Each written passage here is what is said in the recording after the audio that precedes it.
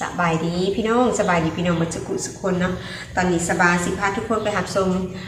ภาพบรรยากาศในงานเปิดกิจกรรมของน้องนักเรียนอยู่ที่โรงเรียนมอสสวรรค์นะก่อนใกล้จอมผู้มีอันเกิดสวรรค์ในเขตของพวกเราเนาะพี่น้องเนาะซึ่งเป็นงานเปิดกิจกรรมประจำสุขเรียน2025-2026และพวกเราก็ได้เปิดโอกาสให้น้องๆนักเรียนได้พากันเปิดบูธขายสินค้าเนาะอาจจะเป็นผลิตภัณฑ์ที่สั่งขึ้นมาเองหรือว่าเป็นน้ำเป็นอาหารการกินแบบของเล็กน้อยมากค่ะเลยพี่น้องเนาะก็คือสุดนี้เมนเขาจะบ่ได้มีการบังคับบ่ได้มีการออกขอกำหนดเนาะว่าให้เจ้าเฮ็ดหยังอันนี้แล้วแต่ของใดมีความสามารถเฮ็ดหยังมีขายน้ำขายขนมบ่อีหยังก็แล้วแต่เนาะเขาจะบ่ฮู้นำก็จะแบบว่าเขาจะฮู้จักว่าวัยรุ่นคือหมู่เดียวกันขนาดเขาจะมักกินหยังเขาจะเฮ็ดตัวนั้นมาขายนะพี่น้องเนาะโอเคบ่เพื่อบ่เป็นการเสียเวลาพวกเราไปติดตามกันว่านักเรียนเขามีการขายอย่างนี้พี่น้อง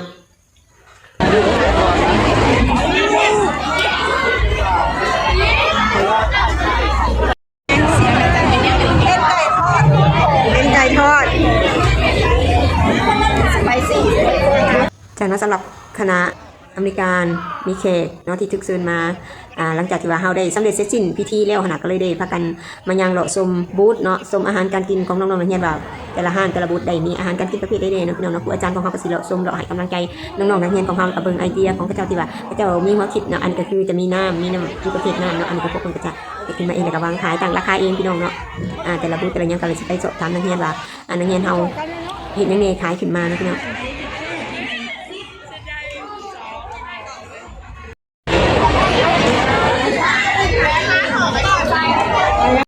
เบิ้งอันนี้สิ้นสุดท้ายมันบ่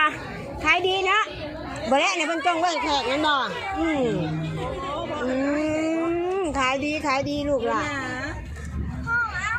ห้องเอากันเลยขายเนี่ยเอามาจากอันลูกเอามาจากก้อนนี่ฮะอาจารย์เห็นขายแต่เช้าบ่เอามา10ก้อนบ่แม่มันเป็นหลายกว่า10บ่แขกมาแล้วเอาออกมาเอาขายต่อหม้อ1 ทับ 1เฮ็ดเองหม้อขนมน่ะโดยสิลูกห้องใดห้อง5ขายยังไงอันนี้แม่มาลาเสียบไม้เลือดปิ้งจีนมาลาเสียบไม้เลือดปิ้งจีนมาลาเสียบเนี่ยอันนี้แม่ขนมเขาดับในไม้นึงนี่ที่ซื้อเลย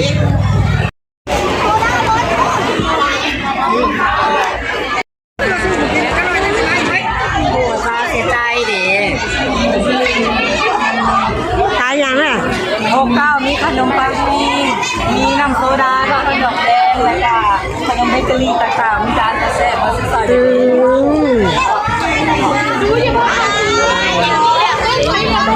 นมนี่มาอะไรขนมนี่มาขนมนี่มาปังปิ้งแซ่บอาจารย์ที่มาพัด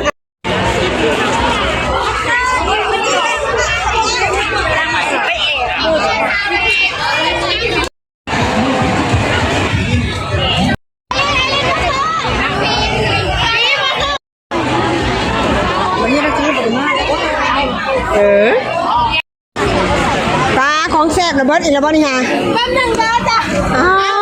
ต้องขายดิบขายดีแฮงเฮ็ดน้ำกระบอกทันทั้งนี่ฮะห้องได้ก่อนนี่ฮะห้องได้นี่ฮะเก็บเงินเช็ดแม่อาจารย์นี่ทำมาเอากัน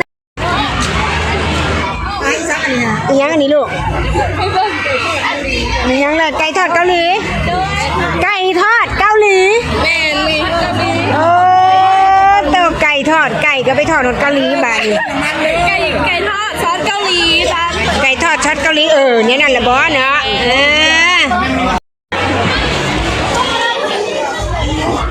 ย่านเจ้าเศร้า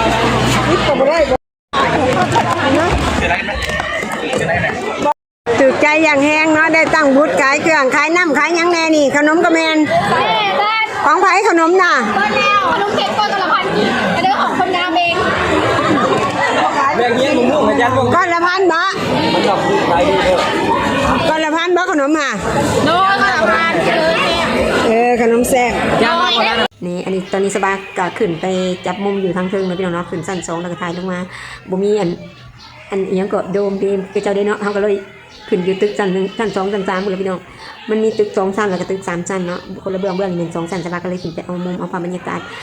แบบเป็นตะม่วนแฮงนะพี่น้องแต่รุ่นสบายเป็นนักเรียนหาจะบ่มีแบบนี้เนาะแล้วก็รุ่นอื่นที่เขาจะจบไปหั่นน่ะเห็นมีรูปมีคลิปมีหยังลงกันเลยว่าโอ้ยรุ่นเฮาคือบ่มีแบบนี้หยังไงนะแต่มันก็มีเป็นบางรุ่นเนาะบางปีเฮาบ่พร้อมเฮาก็บ่ให้นักเรียนเฮ็ดแต่ว่าอันนี้ปีนี้ก็ถือว่าแบบเสี่ยงแห้งนะเพราะว่ามันมีข่าวพายุสิขับมาเนาะมีข่าวพายุสิขับมาแต่ว่าพายุก็มาอยู่นิดนึงเนาะพายุก็มาอยู่แต่ว่าบ่แห้งเนาะพี่น้องเนาะปล่อยฝนปล่อยมาหน่อยนึงอันแจ๊ดไปแจ๊ดมาหน่อยนึงเนาะมันมาเป็นบาดแต่ก็บ่แห้งบ่ถึงขั้นว่าเปียกเนาะตอนที่เฮาเดินขบวนการกับตอนที่เฮาเฮ็ดพิธีเนาะพี่น้องเนาะจัดพิธีแล้วก็กฎมนต์หยังต่างๆนั่นเนาะ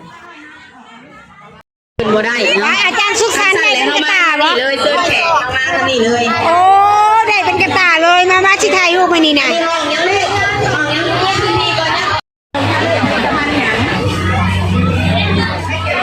ดู71ดูใส่บ่ไปบ่ได้กินมื้อกี้นี่ฮะอาจารย์ไปเลยนั่นเรามาใหม่แล้วมาเลยอาจารย์ไปเลยอาจารย์อย่าเพิ่งแล้วอาจารย์ให้ว่าเราไปเลยอาจารย์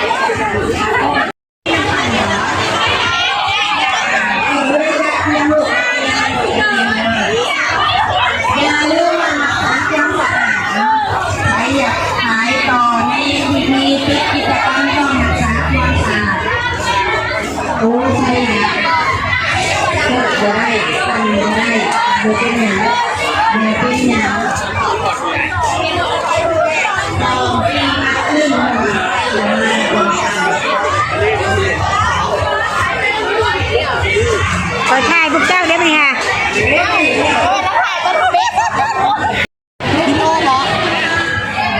ทั้งวิดีโอทั้งภาพเลยว่าในห้องใดJ3ใช้ซุกและนะฮะไม่ยังอาหารขายดีบ่มียังแน่มียังแน่น่ะปลาคือเต็มหม้อแท้นี่เฮ็ดย่านบ่ทันมันบอกไปบ่ได้บ่ได้ลูกค้ามาก็บ่ทันให้เด้เนาะอันนี้เนาะบ่ทันแล้วไฟบ่มีว่าซั่นลูกค้าก็บ่ทันอันนี้มีหมักส้มพร้อมบ่มีแต่ผู้เท่ๆแล้วเหรอมาแต่ไซแน่นี่ฮะมาแต่ไซแน่นี่ฮะ มาซอกอาจารย์ ฮะ ถ้ามันซอก มาแต่บันซอกมาไกลเนาะ เต้นนี่ยังเกาะอยู่พรุ่งนี้อยู่น้องเขาอยู่เต้น กินยังเลยถ่ายเลยดิได้กินยังแน่แล้วมักบ่แบบนี้มักบ่แล้วเลยได้ใช่เลยได้ก็สิเป็นอาจจะพวกซิทเก่านะพี่น้องเนาะจะมีทั้งนักเรียนใหม่และก็นักเรียนเก่าที่เรียนจบไปแล้วพวกเพิ่นก็เข้ามาส้มมาเลาะซื้อให้กำลังใจรุ่นน้องๆเนาะพี่น้องเนาะอันนี้ก็ผู้ใดก็ฮู้ข่าวว่าโรงเรียนเฮาสิมีตั้งบูธหันโพสแบบผู้ใดอยู่ใกล้เดนะก็พากันเข้ามาเซียๆเนาะมีนักเรียนเก่าหลายๆรุ่นที่แบบเป็นพนักงานแล้วก็มีพี่น้องเขาเจ้าจะเข้ามาให้กำลังใจเนาะมาส้มมาซื้อสินค้าซอยน้องๆนำกันดีฝนก็บ่ได้ตกเลยนี่ฮะเอากำลังว่าวเงียบมาได้บ่นี่ฮะกำลังว่าวฝนบ่ตกตกแตกมันมาเป็นบาดแต่ว่าบ่แห้งเนาะบ่ฮอดเฮายังดีภาวนาให้อยู่ว่าบ่ให้มีฝนเปิดกิจกรรมนักเรียน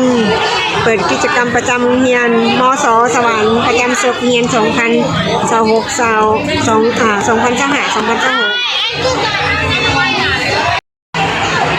เป็นขบวนฝดพื้นขนาดเลยพี่น้องพุ่นน่ะนักเรียนก็ถึกอกถึกใจแห้งแต่ละห้องแต่ละสั้นเนาะแต่ละปีแม่นอยากให้ทางโรงเรียนของเราได้มีการจัดตั้งบูธเนาะมีการเปิดขายสินค้าแต่ก็บ่ได้บังคับเนาะผู้ใดมีหยังก็เอามาขายได้ผลิตภัณฑ์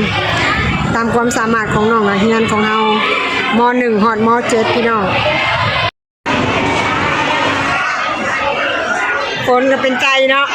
บ่ได้ตกไห้ได้นี่ซ้ำนี่ก็โอเคอยู่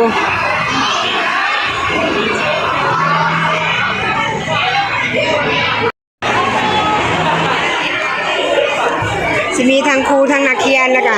นักเรียนก็สิมีทางอยู่นอกแล้วก็อยู่ในนี่นะตอนนี้เป็นแขกกำลั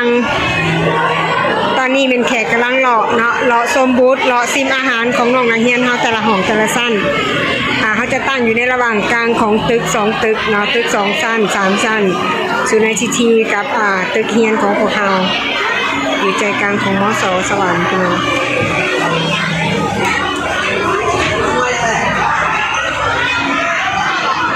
ย่านแต่ฝนตกแต่ว่าฝนมันก็บ่แห้งค่ะเลยฝอยไปฝอยมาเล่นพุดไปพุดมาเนาะก็ถือว่าเป็นการโชคดีพิธีของเฮาก็สำเร็จเสร็จสิ้นแต่ก็ยังมีบุตรของลูกหลานนักเรียนของเฮาก็ยังสืบต่อ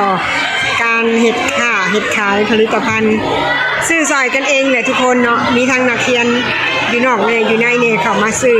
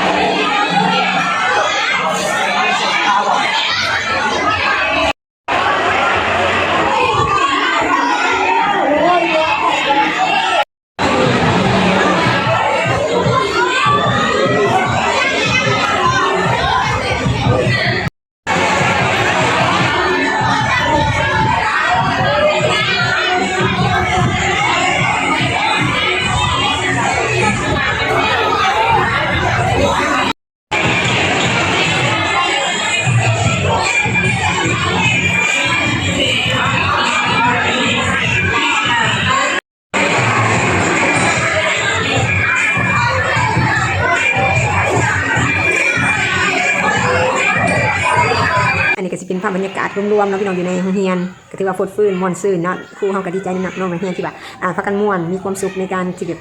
อยากจะเฮ็ดแบบซี่นะเนาะเฮาก็ดีใจนำเขาเจ้าแต่ว่าจะน่าก็อยากให้พวกเฮาได้มีการผลิตภัณฑ์ขึ้นมาด้วยฝีไม้ลายมือเนาะถ้ามีโอกาสก็สิให้พวกเพิ่นเฮ็ดคือเก่าเนาะพี่น้องอันนี้หันจะเป็นเวลามีเพียงแต่ครึ่งมื้อเท่านั้นเนาะพี่น้องเนาะพอดี12 โมง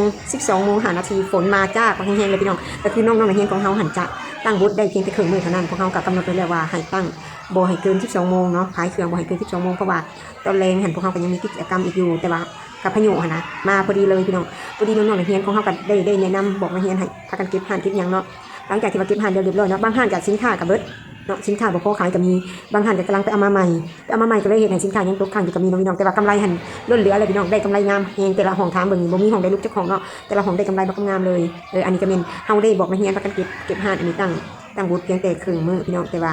คุ้มค่าเนาะพี่น้องเนาะคุ้มค่าก็คือพอดีเฮาสั่งนักเรียนเก็บห่านปุ๊บฝนตกมาแบบรุนแรงเลยพี่น้องแบบพายุมาฮอดเลยแบบงานก็ถือว่าสำเร็จเสร็จสิ้นเป็นที่เรียบร้อยแล้วฝนพายุถึงมาฮอดเนาะก็ถือว่าโชคดีไปทางนักเรียนและครูของเฮาก็ถือว่าดีใจแฮง